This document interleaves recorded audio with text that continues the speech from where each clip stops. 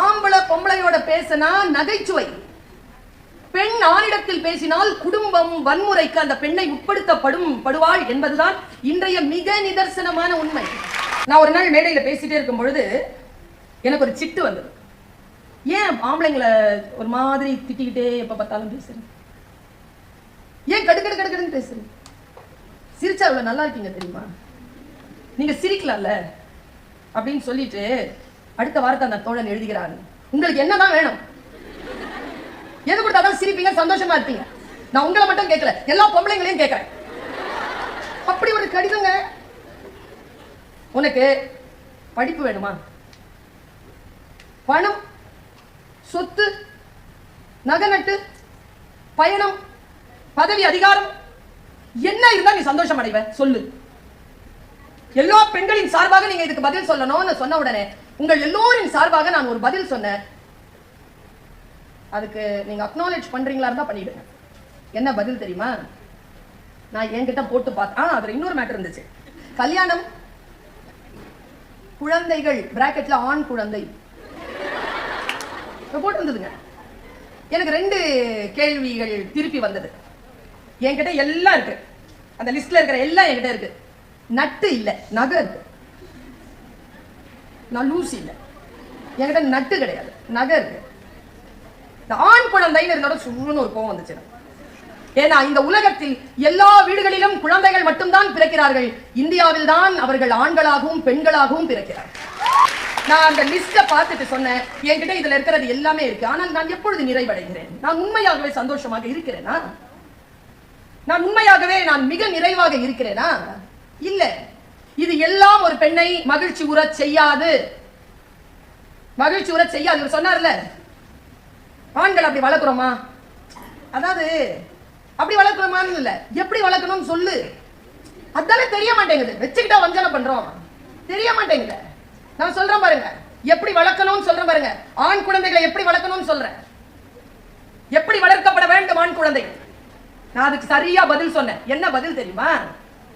எல்லாம் என்கிட்ட இருக்கு, நான் நிறைவாக இல்லை, நான் மகிழ்ச்சியாக இல்லை. பல நேரங்களில் நான் ரௌத்ரமாக ஆகிறேன். ஏன் என்றால் இந்த ஆண் உலகத்திற்கும் ஆண் உலகத்தை பற்றி மட்டுமே தெரிந்து வைத்திருக்கக்கூடிய பெண் உலகத்திற்கும் நான் சொல்லக்கூடிய ஒரு செய்தி, ஒரு பெண் எப்பொழுது நிறைவடைகிறாள், எப்பொழுது சந்தோஷிக்கிறாள் என்றால் அவளுக்கான சுயமரியாதை அவளுக்கு அளிக்கப்படுகின்ற பொழுதுதான் அவள் மகிழ்ச்சி அடைவாளே தவிர மற்ற எந்த காலத்திலும் அவளை மகிழ்ச்சி உற வைக்க முடியாது. Self respect.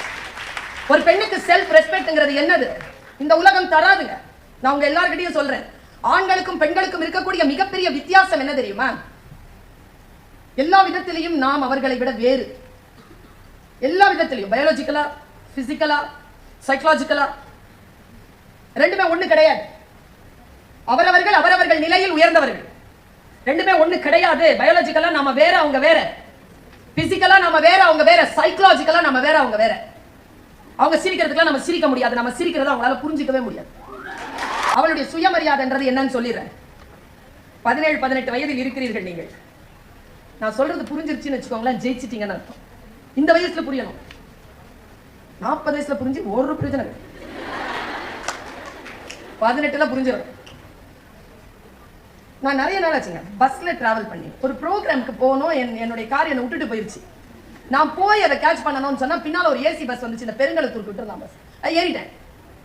முன்னால வண்டி போயிட்டு இருக்கு. நான் போன்ல சொல்றேன், நீங்க போயிட்டே இருங்க, நான் வந்து நான் அங்க இறங்கிக்கிறேன், நீங்க எனக்காக நிக்க வேண்டாம், போயிட்டு இருங்க, சரக்கு சரியா வந்துகிட்டு இருக்கிறேன் நான் அப்படின்னு சொல்லிட்டு நான் கரெக்டா கோஆர்டினேட் பண்ணிட்டு இருக்கேன்.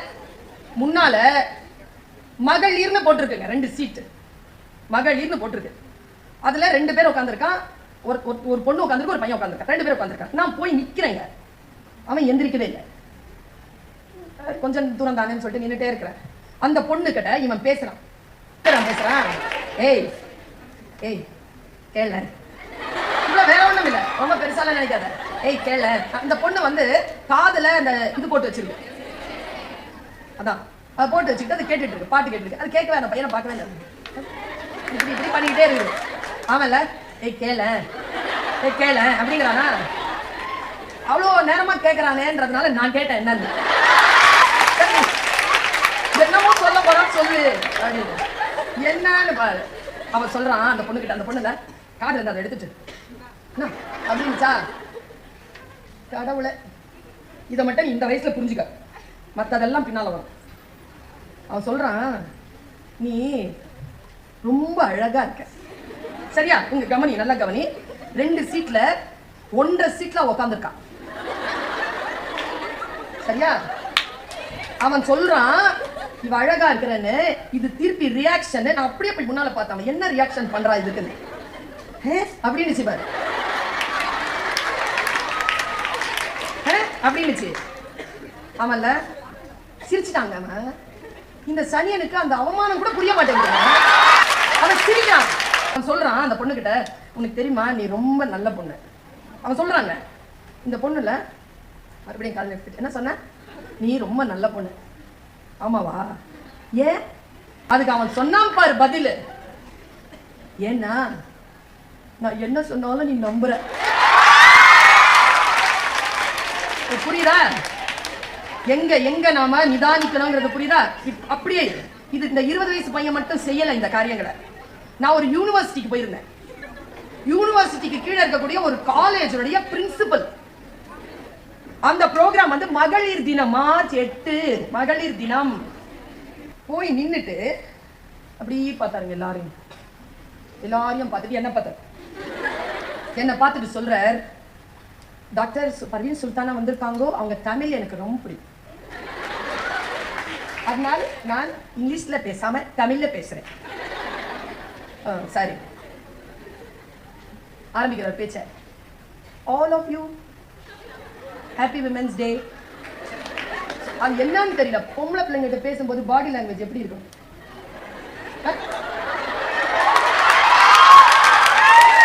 ஒரு மரியாதை இல்லையா? நல்லா தெரிஞ்சுக்கோங்க குழந்தைகளே. ஆண்கள் பெண்களுக்கு எப்படி உடல் பற்றிய சிந்தனை, அவர்களுக்கான கற்பிதங்கள் ஆரம்ப காலம் முதல் நமக்கு சொல்லிக் கொடுக்கப்பட்டிருக்கிறதோ, ஒரு ஆணுக்கு முன்னால் இப்படித்தான் நாம் இருக்க வேண்டும் என்று நமக்கு சொல்லிக் கொடுக்கப்பட்டிருக்கிறதோ, அதே மரியாதை அளவில் கொஞ்சம் கூட குறையாமல் ஆண்களும் நமக்கு முன்னால் அப்படித்தான் நடந்து கொள்ள வேண்டும். அதெல்லாம் குறைய முடியாது. அவர் சொல்றார் வந்து, நீங்களாம் ரொம்ப அழகா இருக்கிறீங்கோ. அவர் பேசுறதுக்கு எவ்வளவு மேட்டர் இருக்கு. அதுல இருந்து அவர் அதை தான் எடுத்தாரு. எடுத்துட்டு பிசிக்ஸ் ப்ரொஃபசர் சொன்னாங்கோ, நீங்க எல்லாம் ரொம்ப அழகா இருக்கிறீங்க. நான் ஒன்னு சொல்லிக்கிறேன் மேடம், அவங்க பேரை சொல்றாரு. I don't want to spell her name. Madam, நீங்கெல்லாம் அழகா இருக்கிறீங்கன்னு நீங்க சொல்லக்கூடாது. அந்த நேரம் அந்த மனிதர் அந்த வார்த்தையை பயன்படுத்தினார்ல, அப்பவே புரிஞ்சு போச்சு அவருக்கு. வலதுபுறத்துல அன்னைக்கு நான் உட்காந்துருக்கேன், சனி. நான் உட்காந்துருக்கேன். நேரா போய் உட்காந்துட்டு அவர்கிட்ட பார்த்துட்டு நான் ஒரு விஷயம் சொன்னேன். சார், நான் எப்போ பெரியவர்களை அவமானப்படுத்த மாட்டேன். என்னுடைய சுயமரியாதைக்கு, என் மட்டுமல்ல நான் சார்ந்திருக்கக்கூடிய பாலினத்திற்கு யாரேனும் சுயமரியாதை இல்லாத கருத்துக்களை சொன்னால் உள்ளம் பன்றி மாதிரி அப்படி போயிட்டு நிக்கிற வழக்கம். போயிட்டு அவர்கிட்ட சொன்னேன், சார் நீங்க கில்லி படம் பார்த்திருக்கீங்க சார்?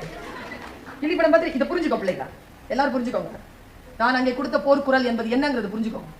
நான் போய் கில்லி படத்துல ஒரு கேரக்டர் பிரகாஷ் ராஜ்னு ஒரு கேரக்டர் வரும். அவர் அடிக்கடி ஒரு வார்த்தை சொல்வார்.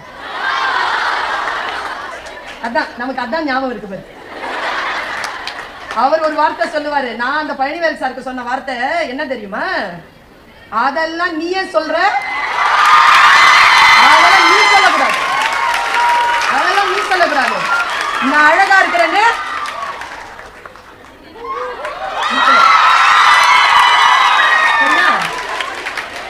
இதை யார் தெரியுமா சொல்லி கொடுத்தா எனக்கு?